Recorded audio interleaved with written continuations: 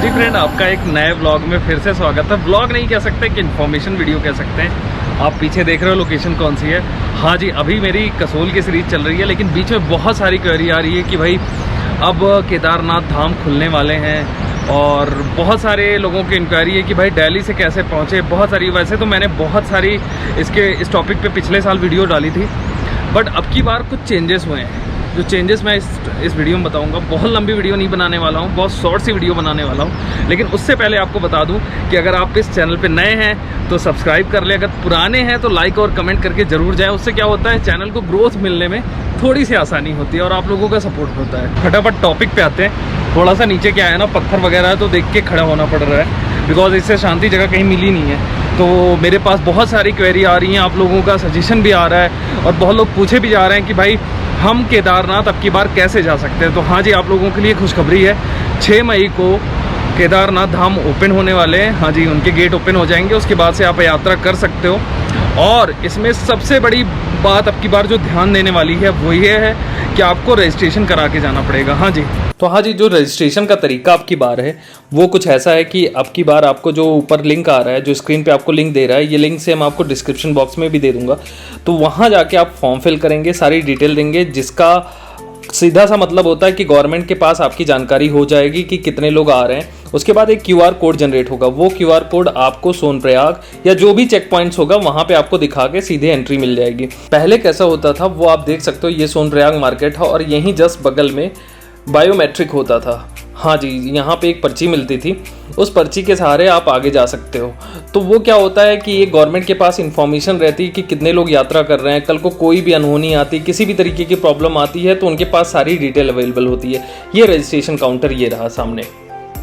तो जी क्या है, ये हर साल होता है, कभी बायोमेट्रिक में, कभी कैसे, तो ये एक प्रोसेस है। दूसरी जानकारी साथ के साथ देता चलूँ कि 3 मई से, हाँ जी 3 मई से हेलीकॉप्टर की भी सर्विस स्टार्ट हो जाएगी, तो उसके लिए भी बुकिंग करा सकते हैं।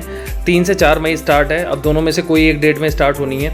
जिसमें मैं आपको फेयर बता दूं, अगर आप गुप्तकाशी से केदारनाथ जाना चाहते हैं तो अप्रॉक्स 7500 के आना जाना लगेगा। और सेम मेरा है कि आप कम दूरी लें, लाइक आप फाटा तक बहुत आराम से पहुंच जाएंगे, तो उसमें क्या होगा कि 4500 अप्रॉक्स इतने में आप आना जाना हो जाएगा। तो अब आपके ऊपर है कि आप हेलीकॉप्टर सर्विस कहाँ से लेना चाहते हो, कितनी सहूलियत के साथ लेना चाहते हो। तो ये रही एक जानकारी, बिकॉज अब की बार जो हेलीकॉप्टर सर्विस में जो फेयर है उसमें किसी भी तरीके का चेंजेस नहीं किया गया है। तो आप पहले जाओ पहले पाओ वाली पद्धति पे आप जाके बुक करा सकते हैं। मैं मानता हूँ कि किसी भी ऑल इंडिया या कहीं बाहर से भी आ रहे हैं, मेरे पास बांग्लादेश से बहुत लोग पूछ रहे हैं, इनफैक्ट नेपाल से बहुत सारी क्वेरी आ रही है। तो आप दिल्ली मैं सेंटर मानता हूँ, तो दिल्ली अगर आप पहुँच जाते हो, दिल्ली से नॉर्मल आप ISBT कश्मीरी गेट, जो कि यहाँ का बस अड्डा है, नॉर्मल आप वहाँ पहुँचते हो। वहाँ से आप सीधे ऋषिकेश के लिए या हरिद्वार के लिए बस लेते हो। बहुत ही नॉमिनल फेयर में आपको बस मिल जाती है, अप्रॉक्स 200 या 300 मैक्सिमम किराया होगा। वो लेके आप सीधे पहुंच जाते हो ऋषिकेश या हरिद्वार। मॉर्निंग में अप्रॉक्स 3 o'clock, हाँ जी 3 o'clock आपको बस मिल जाएगी। वो सीधा आपको लेके जाएगी। कुछ बसें तो चलती है बद्रीनाथ धाम के लिए, कुछ चलती है सोनप्रयाग के लिए। तो जो केदारनाथ का मेन जहाँ पे आपको उतरना होगा वो सोनप्रयाग है। तो सोनप्रयाग तक, और एक जानकारी दे दूँ, अभी खुशखबरी आप लोगों के लिए ये भी है कि सोनप्रयाग तक बस भी अवेलेबल हो गई। हाँ जी, दिल्ली से सोनप्रयाग तक की बस अवेलेबल हो गई। उसके फेयर की मेरे को जानकारी नहीं है, होगी तो मैं ज़रूर डिस्क्रिप्शन बॉक्स में दे दूंगा। बाकी आप इंस्टाग्राम पे मुझसे पूछ सकते हैं, यहीं ID आ रही है, उसे फॉलो कर लीजिए।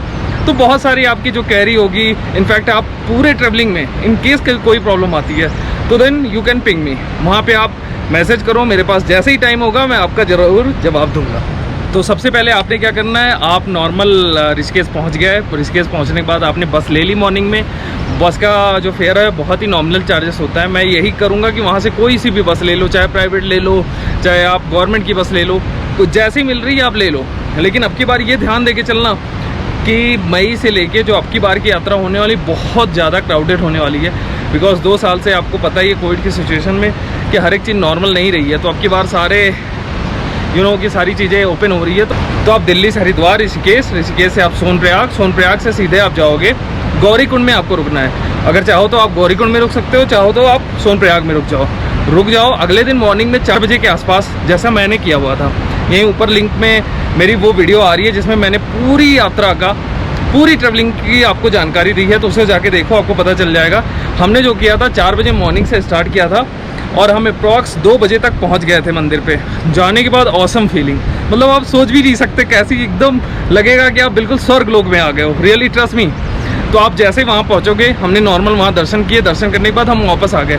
लेकिन हाँ जी, कंडीशन थोड़ी सी प्रॉब्लम हो गई थी। आज भी मेरी क्या है कि सेम वैसे ही है होने वाली, बिकॉज मैं खीर गंगा की ट्रैकिंग करने जा रहा हूँ। हाँ, आप पहुँच गए, आपने दर्शन किया, दर्शन करने के बाद आप सीधा वापस हो लेंगे। अगर सेम डे आपको वापस आना है जैसे हमने किया था, तो आप सीधा सेम डे वापस भी आ सकते हैं। बिकॉज ऊपर जो रुकने का होता है वो कुछ बहुत अच्छा अरेंजमेंट होता नहीं है। रीज़न ये तो बहुत ज़्यादा उसका आप कह सकते हो कि कम सुविधाएं होने के नाते वहाँ का जो चार्जेस होते हैं बहुत ज़्यादा होते हैं। तो मैं रिकमेंड यही करूँगा कि अगर आप लोग थक गए हो तो वहाँ से उतर आओ, और गौरीकुंड में आपने अगर ले रखा होगा कोई होटल या नॉर्मल स्टे तो आप वहाँ रुक जाओ। सोनप्रयाग में ले रखा है तो वहाँ पर रुक जाओ, और उसके बाद नॉर्मली आप वहाँ से हरिद्वार आ सकते हो। हरिद्वार में गंगा में डुबकी लगाओ फर्स्ट क्लास, फिर दिल्ली आ जाओ। फिर दिल्ली से जहाँ जाना हो, भारत के जिस कोने बाहर, चाहे बांग्लादेश के किस कोने या चाहे आप नेपाल कहीं भी जाना चाहो, वहाँ से जा सकते हो।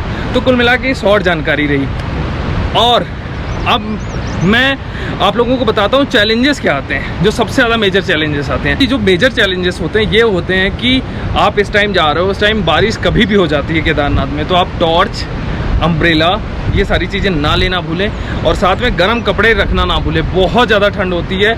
और साथ के साथ मैं एक इन्फॉर्मेशन ये दूंगा कि अगर आपको थोड़ी सी ऑक्सीजन की प्रॉब्लम होती है, जो कि मेरे साथ हो गई थी, मैं बता रहा हूँ, बहुत ज़्यादा ऊंचाई है तो ऑक्सीजन की प्रॉब्लम होगी ही होगी, तो वहाँ पे वैसे नॉर्मल घबराने की कोई ज़रूरत नहीं है। हॉस्पिटल एक अवेलेबल है वहाँ पे इमरजेंसी सारी चीज़ें हो जाती हैं। बट सेफर साइड आप कुछ ऐसा प्रिकॉशन लेके चलो जिससे आपकी ऑक्सीजन की पूर्ति जो वो हो सके। नेटवर्क थोड़ा सा डाउन रहता है, हाँ जी, नेटवर्क थोड़ा ऐसा रहता है कि वहाँ पे BSNL का नेटवर्क ज़्यादा होता है, और जब मैं गया था तब कंडीशन ऐसी ही थी। आई होप आपको सुधार आ गया हो। लेकिन हाँ, नेटवर्क के भरोसे बिल्कुल मत बैठना, या अगर आप अपने किसी परिजन से बताना चाहते हो, किसी अपने खास लोगों से, तो पहले इन्फॉर्मेशन सोनप्रयाग में दे दो भाई कि मैं पहुँच चुका हूँ, बिकॉज उसके बाद नेटवर्क रहने वाला है ठप, और होने वाली है आप लोगों को प्रॉब्लम, क्योंकि मैंने यही फेस किया है। तो आप लोग ये बात ध्यान के चलो, और साथ के साथ कुछ स्नैक्स आप लोग रख लो। और ध्यान देना आप लोग रास्ते में, क्योंकि जो केदारनाथ के पहाड़ है बहुत ज़्यादा वो गिरते रहते हैं, आप जाके सर्च करोगे। इनफैक्ट हमने जब ट्रैवलिंग स्टार्ट की, जैसे ही हमने पहला कदम रखा, सामने से एक बहुत बड़ा सा पहाड़ आके नीचे गिर गया। तो इस बात का आपको ध्यान रखना है। इस शॉर्ट में वीडियो आपको बताई है जिसमें मैंने पहुँचने का बता दिया, रुकने का बता दिया, और क्या क्या सारी चीज़ें हैं। बाकी मैं कहाँ रुका था, किस जगह रुका था, कैसे मैं गया था, वो सारी ऑलरेडी मेरे प्लेलिस्ट में आप जाओगे केदारनाथ सीरीज में, वहाँ पे आपको मिल जाएगी।